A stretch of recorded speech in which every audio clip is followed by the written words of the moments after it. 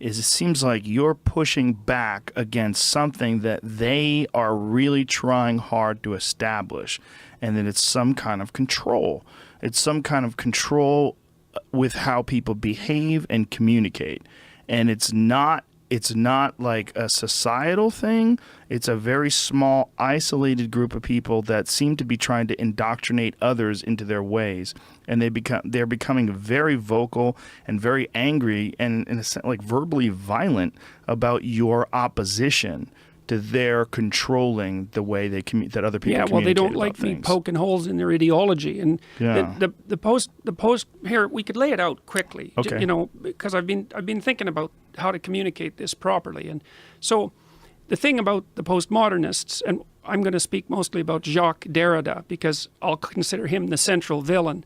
Now, he actually they make a point. Explain who he is, please. Well, he's a French philosopher, French intellectual who became quite popular in the late 1970s and then was introduced to North America through the Yale Department of English. And of course, English literature is one of the disciplines that has become entirely corrupt.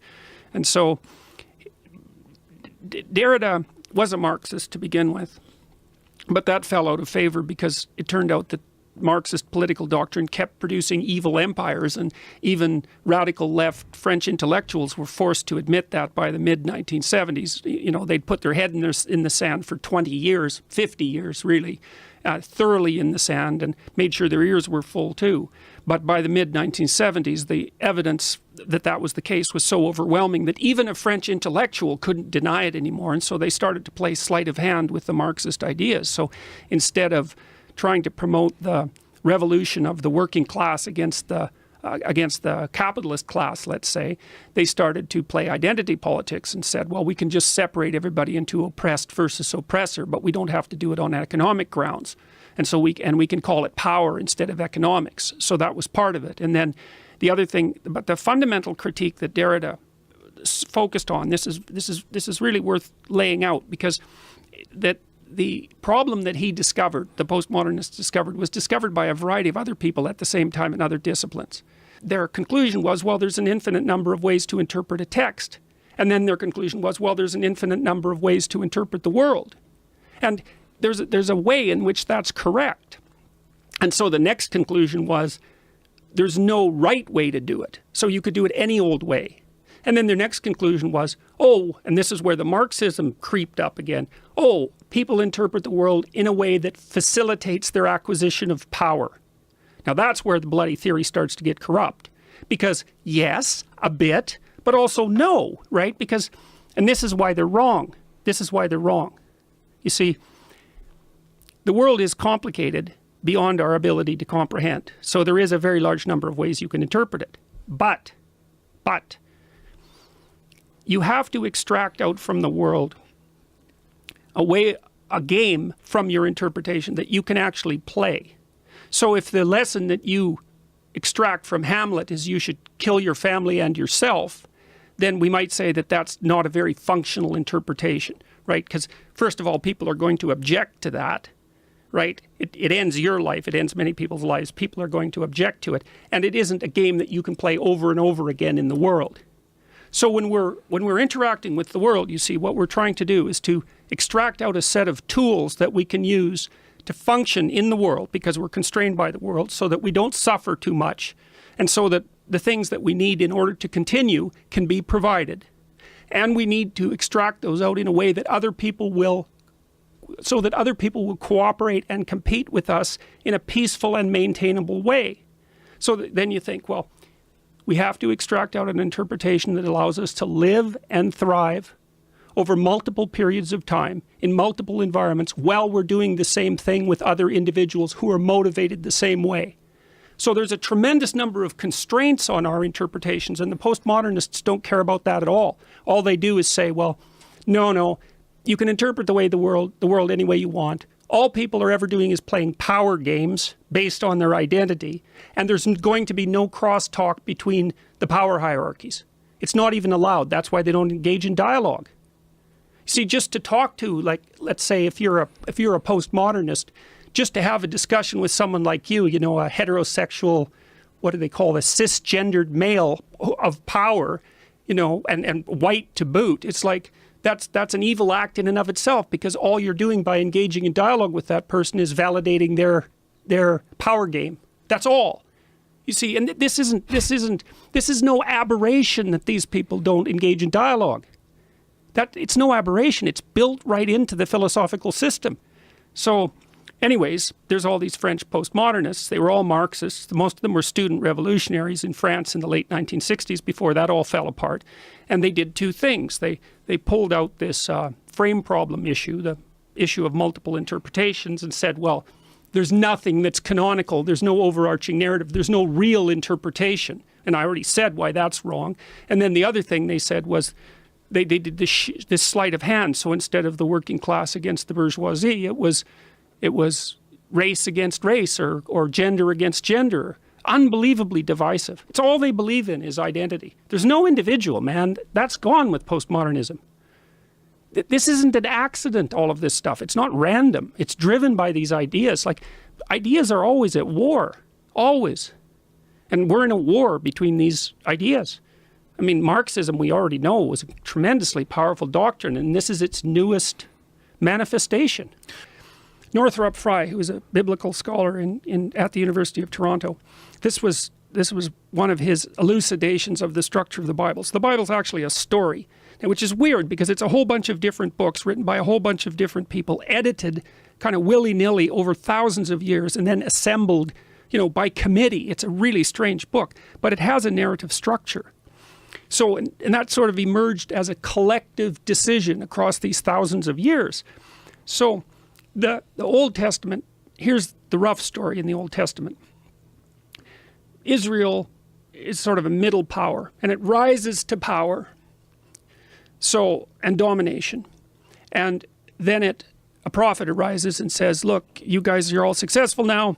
You're starting to get corrupt. You're not paying attention to the widows and children. You're not running your state according to the superordinate principle. You might say, well, the superordinate principle doesn't exist. It's like, okay, keep running it that way and see what the hell happens. That's what the prophet says, usually at the risk of his life. He says that to the king. It's like, fine, you don't believe in God, you don't believe in the superordinate principle, let's say that, the superordinate ethical principle, no problem. Keep doing what you're doing. Let's see what happens. Well, what happens is Israel gets wiped out, you know, and then for generations it's enslaved, or its population is being destroyed, and then it sort of climbs back up to power, and then it gets powerful for a brief period of time, and it gets corrupt, and a prophet comes up and says, remember that superordinate principle that you made a covenant with? You're not paying any attention to it anymore. You better look the hell out. And everyone ignores it, and bang. So it's order, corruption, chaos. Order, corruption, chaos. That happens 6 times now. So there's an idea behind it. The idea, because the state keeps rising, there's an idea that emerges out of that the aim is the perfect state. That's a utopian dream that arises out of that, let's call it, learned process over thousands of years. If we could only get the state perfect, if we could only get the state of perfect, well, let's say like the state of Israel, or the Russian state, the communist state, if we could only bring utopia in at the political level, our problems would be solved. Well, then what happens is there's a transition in conceptualization, and that happens with the New Testament. And the New Testament conceptualization is, wait a minute, the state isn't salvation. The individual is salvation. Now you say, well, we're going to just throw that out, are we? That was a hell of a discovery, man. And then there's more to it. It's not only is the individual salvation, it's the truthful individual that's salvation. You think of how difficult a concept like that is to develop. If there's anything less self-evident than that. You know, because you think, well, who's going to run the dominance hierarchy? It's like the biggest bloody monster with a club. It's like, no, it turns out those are unstable. Those societies are unstable. They don't work. They collapse into chaos. They get corrupt. They lose sight of the superordinate principle, whatever that is. The stable solution is the individual that tells the truth. And it's taken us forever to figure that out. And that's partly what the postmodernists are after. That's their anti-phallogocentrism. That's why they skitter off and hide in their ideology. They're afraid to come out. They're afraid to be seen. They're afraid to speak because they have nothing to say. So, We have to get sophisticated about this stuff, or we're going to throw it away without understanding it. It's unbelievable. Like, that story is, it's the story upon Western civilization. It's the story upon which Western civilization is founded. That's why Nietzsche said when God was dead that everything would collapse into chaos. He didn't say that triumphantly. He knew what was going to happen. So did Dostoevsky. That's why I admire those people so much. They knew what was coming. There's an old medieval idea. This is the idea of the imitation of Christ. This is something that Jung elaborates on a lot. He believed, this is one of the things that he said, was that the proper goal of a Christian, roughly speaking, is to enact the meta pattern of Christ's life in their own, to make it their own story. And so what did he mean by that? Well, part of it is, see, one of the things that characterizes the mythological figure of Christ, let's say, is that he takes on the burden of mortality voluntarily. He accepts it as a precondition of existence. That's partly what the crucifix symbol means, because it was accepted voluntarily. You have to accept your death voluntarily. That's part of the path of the hero. People don't understand that postmodernism is a complete assault on two things. One, it's an assault on the metaphysical substrate of our culture, and I would say that the metaphysical substrate looks something like a religious substrate, so it's a direct assault on that. And the second thing it's an assault on is everything that's been established since the Enlightenment. Rationality, empiricism, science, everything. Clarity of mind, dialogue, the idea of the individual, all of that is not only, you see, it's not only that it's up for grabs. That's not the thing. It's to be destroyed. That's the goal.